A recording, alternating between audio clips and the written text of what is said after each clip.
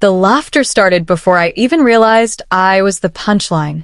I was standing near the back of the ballroom with a half-finished glass of iced tea in my hand when my sister lifted the microphone and smiled at 120 wedding guests like she was about to share the funniest story they'd ever heard. The chandeliers above us reflected off crystal glasses. The string quartet had just finished playing. Every eye in the room was already on her. Then Madison turned and looked directly at me. And I knew that look. That was the same look she'd worn when we were kids, and she'd convinced our parents something was my fault. The same look she'd worn when she borrowed money, and somehow I ended up being called irresponsible. The same look she'd worn every time she needed someone smaller standing beside her, so she could feel bigger. "Before we start dancing," she said into the microphone, smiling brightly, "I think everyone deserves to meet my family." Applause followed immediately. The room loved her. Most people did. Madison had spent her entire life learning how to be liked. I had spent mine learning how to survive being compared to her. The spotlight swept across the room. My stomach tightened. Something felt wrong. Not wedding nerves. Not family tension. Something else. A pressure I couldn't quite explain. Like standing on a dock and feeling the board shift beneath your feet before you notice the storm rolling in. I looked toward the head table. My mother was smiling. My stepfather was smiling. Madison was glowing in designer white silk. Everyone looked exactly the way they wanted to look. Perfect. Which was probably why I felt so out of place. Because perfection in our family usually meant somebody was hiding something. And more often than not, that somebody was me. Before I tell you what happened next, let me ask you something. Have you ever gone somewhere already knowing you weren't really wanted? Not because anyone said it directly, but because every invitation felt more like an obligation than genuine affection. That's how I felt driving to that wedding. If you're listening tonight, tell me where you're watching from. And if you've ever been treated like the extra person in your own family, stay with me. Because what happened later that night wasn't something any of us saw coming. Especially my sister. My name is Claire Dawson. I'm 34 years old. At the time this happened, I lived in Charleston, South Carolina. I worked as an emergency response coordinator for a coastal medical network. Most people hear that title and assume it's impressive. Honestly, it mostly means long shifts, interrupted holidays, and keeping calm while everyone else is panicking. I wasn't married. I didn't have children. My life wasn't glamorous, but it was stable. And stability had become important to me because my family specialized in chaos. Especially when Madison was involved. Madison was 2 years younger than me. Growing up, she was the kind of person teachers adored instantly. Beautiful, confident, funny, naturally social. She could walk into a room full of strangers and leave with 10 new friends. People always said we were opposites. What they didn't understand was that being the opposite of Madison wasn't a personality trait. It was a role. One I'd been assigned long before I understood it. She was celebrated. I was dependable. She was exciting. I was practical. She was the story. I was the supporting character. At least according to my parents. Things became worse after my mother married Victor Reed when I was 16. Victor was a businessman. Everything in his world had value attached to it. Status. Connections. Appearances. Relationships. Everything was measured by what it could provide. And unfortunately for Victor, I wasn't particularly useful. I wasn't ambitious in the way he admired. I didn't care about luxury brands, didn't network. I didn't attend country club events. I spent most of my 20s working emergency response shifts and trying to build a life that felt meaningful. To Victor, that made me invisible. To Madison, it made me convenient. Because if one daughter was ordinary, the other automatically looked extraordinary. The arrangement worked perfectly for everyone except me. Still, by my 30s, I'd mostly accepted it. I kept my distance, visited on holidays, answered family group texts, sent birthday gifts, maintained peace. That was the deal. I wouldn't challenge the family narrative. And in return, they wouldn't actively attack me. Not a good relationship, but manageable. Then Madison got engaged. And somehow everything changed. The engagement wasn't the issue. Tyler seemed decent, polite, respectful. The type of man who listened before speaking. Honestly, I liked him. The problem was what the engagement represented. Victor suddenly became obsessed with appearances. The wedding wasn't being planned like a celebration. It was being planned like a corporate merger. Every conversation revolved around guest lists, influential families, business connections, reputation. One evening, I overheard Victor say something during a planning dinner that stayed with me. One good marriage can open doors for generations. At the time, everyone laughed. But Victor wasn't joking. I could tell. And once I noticed it, I started noticing other things. Strange things. Uncomfortable things. Little cracks forming beneath the polished surface. Madison became increasingly focused on impressing Tyler's family, especially his father, Richard Calloway, a wealthy investor with extensive business interests throughout the Southeast. Whenever his name came up, Victor paid attention. Whenever his company was mentioned, Victor listened carefully. Whenever Madison talked about impressing him, Victor encouraged it. Almost desperately. Victor seemed terrified of something going wrong. And the closer the wedding got, the more obvious it became. 1 week before the ceremony, I visited my mother's house for a final planning dinner.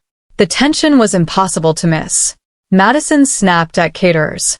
Victor checked his phone every few minutes. My mother barely spoke. Then came the first real crack. We were discussing seating arrangements when Madison glanced at the chart. "Oh, right," she said casually. "We're putting Claire in the back section." The room went quiet. I laughed. I thought she was joking. She wasn't. "Back section?" I asked. Madison shrugged. "It's closer to the service entrance." Victor immediately nodded. Less crowded there. I looked around the table. Nobody seemed uncomfortable. Nobody objected. Nobody even looked surprised, which meant they'd already discussed it. Without me. "You mean family seating is full?" I asked. Madison exchanged a quick glance with Victor, then smiled. "Something like that." My mother stared at her plate. I felt that familiar sensation. Not anger, not sadness. Recognition. The realization that everyone else had already agreed on your place in the room. And your opinion wasn't required. I almost left right then. Maybe I should have. But I stayed. Because despite everything, part of me still believed weddings brought out the best in people. I would eventually learn how wrong that was. And by the end of that night, 120 guests would witness exactly what my family thought I was worth. The wedding day started exactly the way I expected. Nobody called. Nobody checked whether I was coming. Nobody asked if I needed directions. I was technically family, but only in the administrative sense. The same way a name might stay on an old insurance policy long after nobody actually looks at it anymore. By 4 o'clock that afternoon, I was driving toward the waterfront resort where Madison's ceremony was being held. Charleston Harbor shimmered under the late spring sun. Luxury yachts lined the marina. Valets moved constantly between imported cars. Everything looked expensive. Intentionally expensive. The kind of expensive that wanted witnesses. I parked near the back of the lot and sat in my car for a moment before getting out. Something felt off. Not dramatic. Just wrong. The way a room feels wrong before an argument starts. The way a patient sometimes looks stable right before everything changes. I couldn't explain it. So I ignored it. That would become a theme for the next few hours. Inside, the ceremony itself went smoothly. Madison looked beautiful. Tyler looked genuinely happy. The guests applauded. People cried. Photos were taken. Everything appeared perfect. And for a little while, I convinced myself I'd been overthinking things. Maybe the seating chart wasn't personal. Maybe Victor was simply stressed. Maybe Madison was being selfish because brides often become selfish during wedding planning. Maybe. Then the reception started. And the first crack appeared almost immediately. I found my assigned table near the service corridor. Not the back exactly, but close enough. Far enough from the dance floor that you'd never accidentally appear in photographs. Far enough from the head table that conversations were impossible. Far enough away that nobody important would have to acknowledge you. 3 empty tables separated us from the main reception area. I checked my place card. Table 17. The last table. Again. Not accidental. Not a mistake. deliberate. I laughed quietly to myself. The consistency was almost impressive. A waiter passed carrying champagne. The band began tuning instruments. Guests filtered inside. And slowly the room filled with conversations. I spent most of the next hour observing. Years in emergency response had made me a watcher. People reveal things when they think nobody's paying attention. Victor was a perfect example. He wasn't acting like the father of the bride. He was acting like someone waiting for a business presentation. His eyes constantly tracked one section of the room. One table. Richard Calloway's table. Every few minutes. Again. And again. And again. The pattern became impossible to ignore. Meanwhile, Madison kept floating between guests. Smiling. Accepting compliments. Making introductions. Everything looked effortless. But I knew her too well.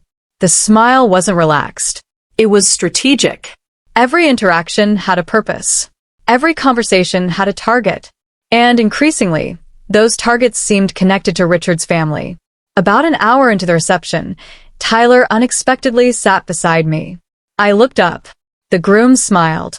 "There you are." I laughed. "Apparently." He glanced around. "I've been looking for you." "Why?" "Because you're the only person here not trying to sell me something." I blinked, then laughed harder. He lowered his voice. "Seriously." I studied him. "You okay?" Tyler looked toward the head table, then toward his father, then back to me. "No." "Interesting. Wedding nerves?" I asked. He shook his head. "No." Another pause. "My dad." "What about him?" Tyler hesitated, then leaned closer. "He's acting weird." I nearly smiled, because I had been thinking the same thing about Victor. "What kind of weird?" Tyler exhaled. "Focused." "Focused on what?" "You." That surprised me. "What?" Tyler nodded.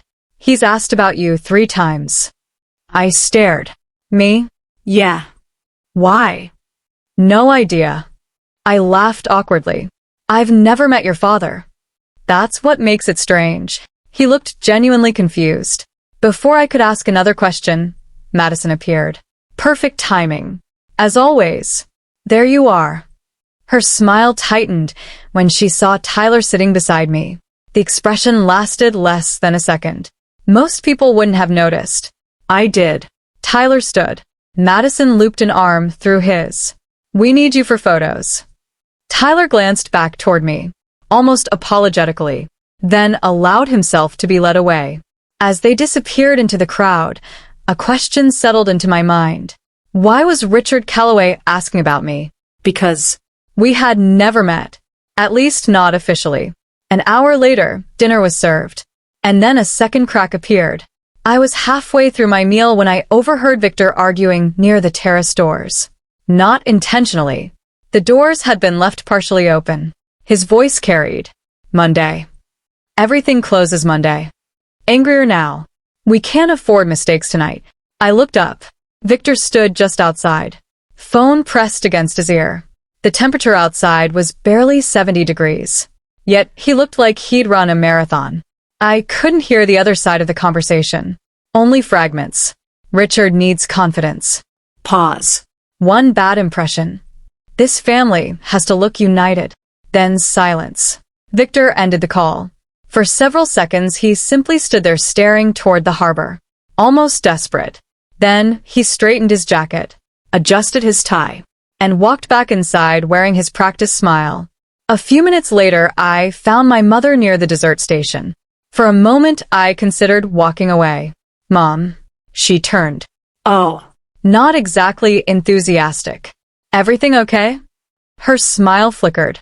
"Of course. Of course." Lie. Victor seemed stressed. Her shoulders immediately stiffened. "What do you mean?" I shrugged. "Nothing." She glanced toward the head table, then lowered her voice. "Claire." "What?" "Please." "Please what?" "For one night." She stopped. I stared. "For one night what? Exist? Observe? Notice things?" Eventually she sighed. "Just don't start anything." I laughed. "I haven't done anything." "I know. Then why would I start something?" She looked away. And that told me more than any answer could. Because people don't warn you about causing problems unless they already expect problems to happen. The question was why? And who? As the evening continued, curiosity slowly replaced irritation. Something bigger was happening. Victor's anxiety kept growing. Madison became increasingly performative. Richard Calloway continued, occasionally glancing toward my table. The DJ announced family recognitions. Guests settled into their seats. Spotlights shifted toward the dance floor. Madison accepted the microphone and smiled. Madison tapped the microphone. The room fell silent. Ladies and gentlemen, the spotlight found her. And before we start dancing, she smiled wider. I'd like everyone to meet the people who made me who I am. Applause erupted. Guests turned toward the head table. One by one she introduced family members. Her mother, Victor, aunts, uncles, friends. Every introduction came with compliments, praise, stories, warmth. The audience loved it. I watched quietly, waiting, because now I knew my turn was coming. Across the room, Richard Calloway remained unusually attentive. His wife sat beside him, occasionally speaking quietly into his ear. Several times his gaze drifted toward me. Next, Madison announced brightly. The room settled again. She pointed toward her maid of honor. My best friend since college. Applause. Then her bridesmaids. More applause. Then cousins. Then extended family. The pattern continued. Until suddenly it wasn't. Madison paused dramatically, looked around the room, then smiled. A different smile. The dangerous one. The spotlight operator followed her gaze. And for the first time all evening, the beam started moving toward the back of the ballroom. Toward table 17. Toward me. My stomach dropped. Around me, guests turned their heads. The bright light reached my table. Stopped. For a brief second I couldn't see anyone. Only light. Only silence. Oh. She smiled into the microphone. We can't forget Claire. A few guests politely applauded. The applause died quickly. Because Madison wasn't finished. Claire is technically my older sister. Although we joke that she's basically married to her job. Light laughter. Seriously though. Another laugh.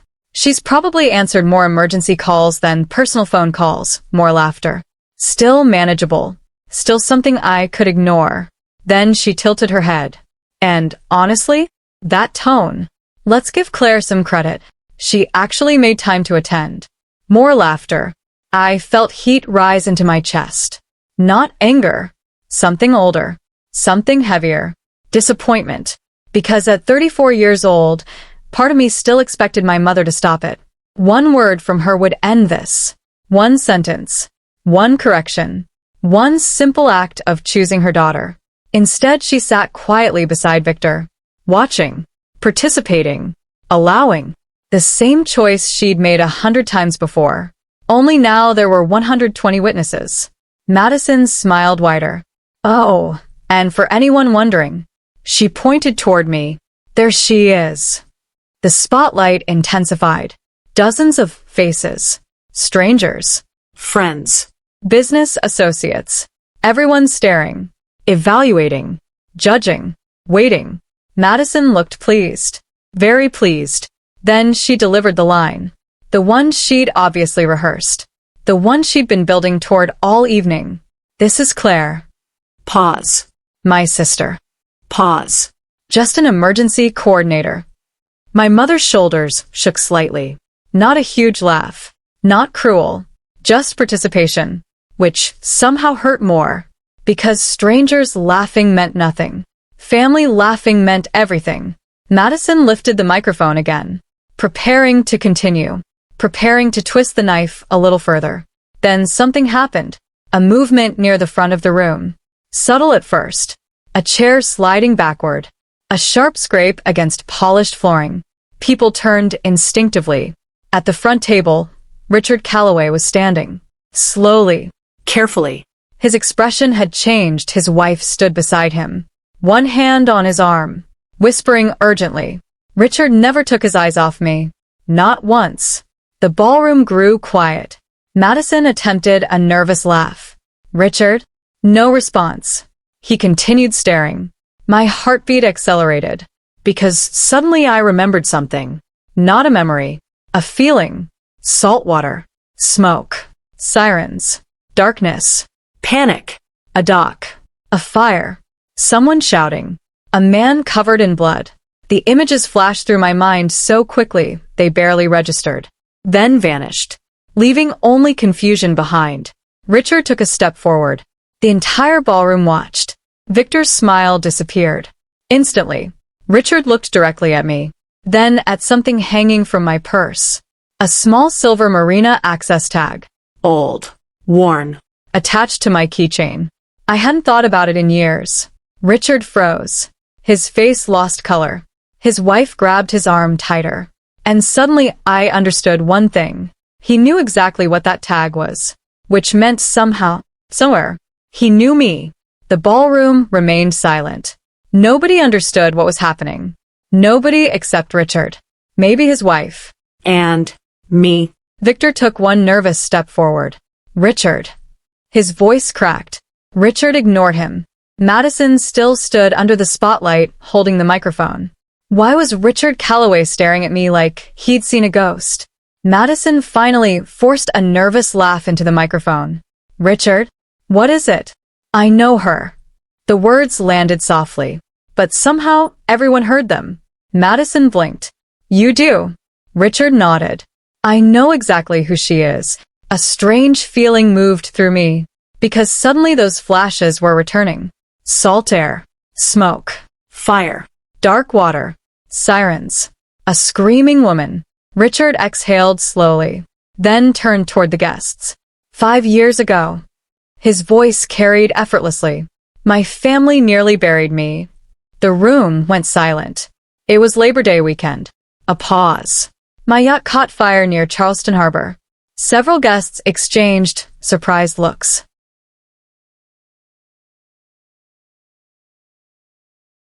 We were less than a mile from shore. He looked down briefly. The engine compartment exploded. Now the room was completely focused. No distractions. No conversations. No movement. Only listening. My wife was injured. His wife lowered her eyes. I had severe burns on my arm. Another pause. My brother was trapped below deck. The silence deepened. I could feel my heartbeat speeding up, because now I remembered. Not fragments. Everything. I had been driving home after a 16-hour emergency shift. The marina alarms had started screaming. People were running toward the docks. Black smoke was rising over the water. Everyone else was moving away. I moved toward it. That's what emergency responders do. We don't think first. We react. By the time I reached the dock, chaos had already taken over. People were shouting. The fire department hadn't arrived yet. Several boats were pulling away, and someone was screaming that a man was still trapped below. I remembered climbing aboard. I remembered smoke, heat, the smell of burning fuel. I remembered finding Richard's brother unconscious near a collapsed staircase. I remembered dragging him toward an exit while firefighters finally arrived. And afterward? I remembered leaving, because I had another shift the next morning. Because helping wasn't extraordinary. It was my job. Because I never imagined anyone would remember. Richard looked directly at me. Everybody told me the same thing afterward. His voice had softened. They told me a responder helped save lives that night. A pause. But nobody could identify her. I felt my throat tighten. The room was completely still. Richard smiled sadly. I spent years trying. His wife nodded beside him. Hospitals. Marinas. Fire departments. He laughed quietly. I even hired investigators. That drew surprised murmurs. I wanted to thank the woman who climbed onto a burning yacht while everyone else was evacuating. The room turned toward me. Slowly. Collectively. Like a tide changing direction. And suddenly every person who had laughed minutes earlier looked uncomfortable. Richard pointed toward me. Not dramatically. Respectfully. Her. Silence. That was her. Madison looked completely lost. Victor looked sick. This wasn't even about family. This was about business. The same business I'd overheard. The same business Victor had been protecting all night. The same business somehow connected to Richard. And suddenly the pieces started fitting together. Do you know what she did after saving lives? Nobody answered. She left. A few guests laughed softly in disbelief. Richard smiled. That's it. Another pause. She refused interviews. No recognition. A shake of his head. No publicity. His voice became emotional. She just went back to work. Richard looked around the ballroom, then directly at Madison, then Victor, then my mother. Not angry, just disappointed, which somehow felt worse. I've spent years looking for this woman, and tonight I watched people treat her like she didn't matter. Nobody said a word. Victor finally tried. Of course he did. Men like Victor always think they can fix situations with the right words. Richard, I think this is being misunderstood. No. Richard took another step forward. I don't misunderstand anything. Victor swallowed. Richard continued. I heard the jokes. A pause. I saw where she was seated. I watched the introductions. Silence. Then. And I watched people laugh. For the first time that evening, Madison looked frightened. I looked toward my mother. She couldn't meet my eyes. Then Richard said something that changed everything. Something that made Victor visibly panic. I was planning to sign a partnership agreement Monday morning. The ballroom immediately went still again. Victor closed his eyes. A very large agreement. Silence. And expensive agreement. Then he looked directly at Victor. And all night you've been telling me about family values. Victor looked like a man standing on cracking ice. That's when I realized the truth. The wedding wasn't the event. The wedding was the sales pitch. And Victor had spent months trying to convince Richard that our family represented integrity. Now the one person who could destroy that image had accidentally become the center of attention. And that person was me. Victor tried recovering first. Richard, he said with a strained smile. I think emotions are running a little high. The statement landed badly. Very badly. Because the room had just watched him laugh at me 10 minutes earlier. Nobody had forgotten. Richard certainly hadn't. Emotions? Of course. Richard nodded once, then pointed toward table 17. The woman who saved my family was seated beside a service hallway. Nobody moved. Your daughter introduced every important guest in this room. Madison visibly flinched, except her, and labeled as emergency coordinator. Another pause. And now you want to discuss emotions? Well, if it wasn't for her, I won't be sitting here doing business deals today. Victor's smile weakened. Around the ballroom, people began exchanging looks. Guests who had laughed earlier were now avoiding eye contact. The same relatives who had smiled during Madison's jokes were staring at their glasses. Funny how quickly that happens. People love joining a crowd, until the crowd turns out to be wrong. Then suddenly everyone becomes an innocent bystander. Madison stepped forward, microphone still in hand, trying desperately to regain control. Claire. We didn't know. There it was. The first defense. We didn't know. Richard cut her. You didn't know what? Madison blinked. You didn't know she saved lives? Richard asked. No. Did you know she worked emergency response? Yes. Did you know she helps people every day? Yes. Another nod. Then Richard asked the question nobody else wanted to ask. So, why was she the joke? I looked at my sister. She always knew exactly what she was doing. Maybe not every detail. Maybe not every consequence. But the humiliation itself? That was intentional. It always had been. Claire.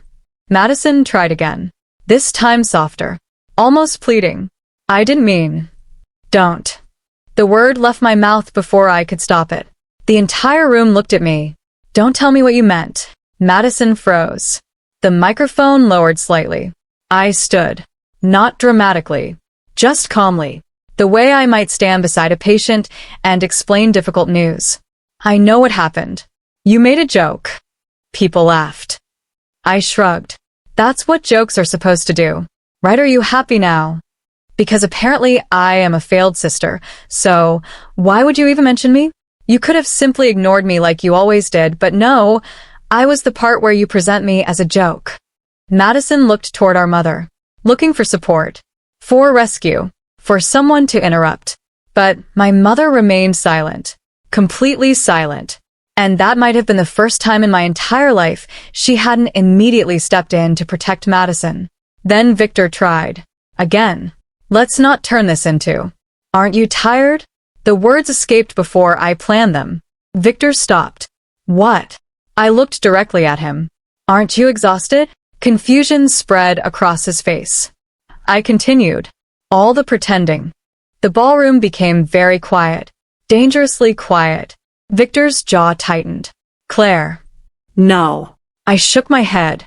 "You've spent years deciding which people matter based on who can help you." A murmur moved through the guests. "You've spent years teaching everyone else to do the same." Victor looked furious now, but he couldn't explode. Not in front of Richard, which made it even worse for him.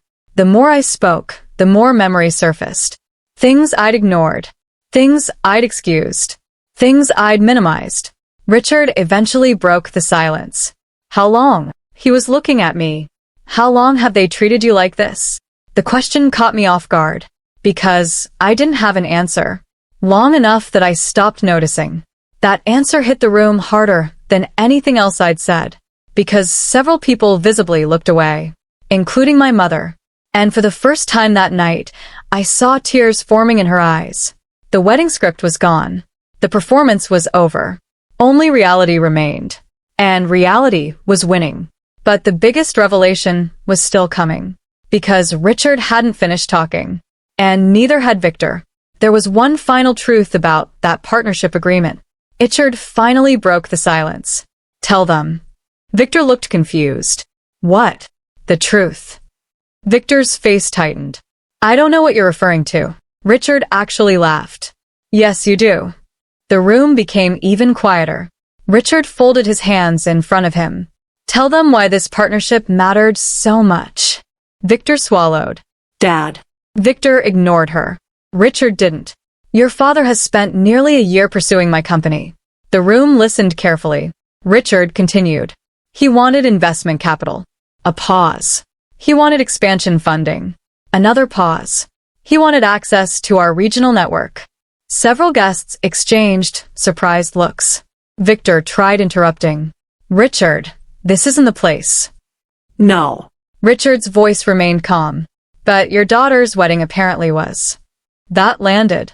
"You spent months telling me about family." Victor looked miserable now. "You talked about loyalty." Silence. "You talked about character." More silence. "You talked about values." "And tonight I watched you laugh at your own daughter because you thought she wasn't impressive enough to help your image." Nobody moved. For the first time all evening, I saw genuine panic in Victor's eyes. Not embarrassment. Panic. Because he knew the deal was gone. Madison stepped forward. "Wait." Her voice cracked. "Are you saying the partnership is off because of a misunderstanding?" Richard turned toward her. "No," he said softly. "It's off because of understanding. I learned more about this family in 10 minutes than I learned in 10 months." Nobody spoke. Business partnerships are built on trust. A pause. And trust begins with how people treat those who have nothing to offer them. Then something happened that I never expected. My mother stood. Slowly. Carefully. The entire room turned toward her. She looked smaller somehow. "Claire." Her voice shook. The room listened. I listened. "I owe you an apology." The words sounded difficult. I kept telling myself I was keeping the peace. Silence. It was easier not to argue. "And I thought you'd be okay, because you always were." I let things happen because I thought staying quiet was harmless. She looked down, then back at me. And I was wrong.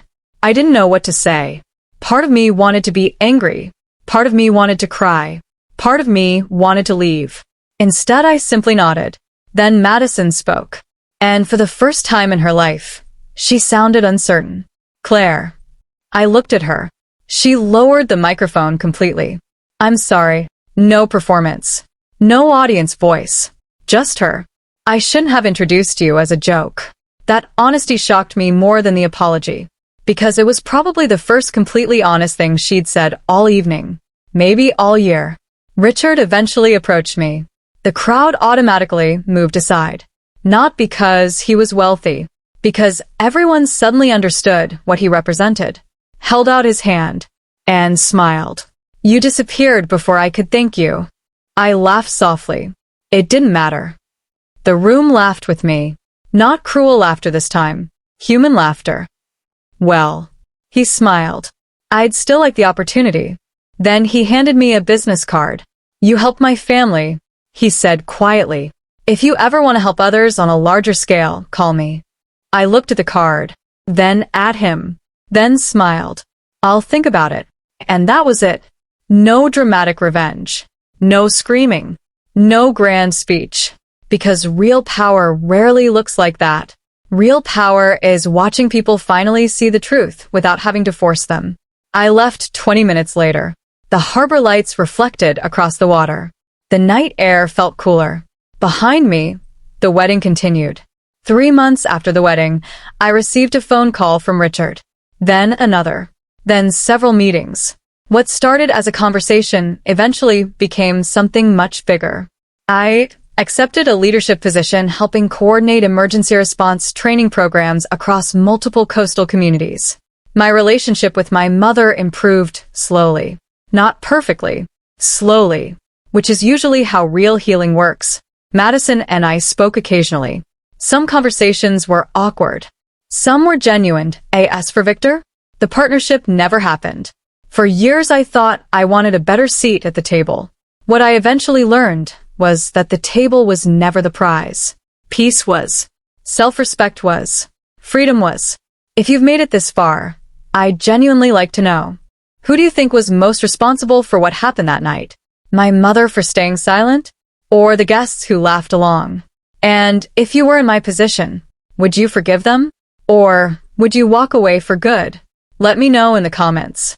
And if you can relate to the story, like and subscribe. And I will see you in the next one. Thanks for listening, folks.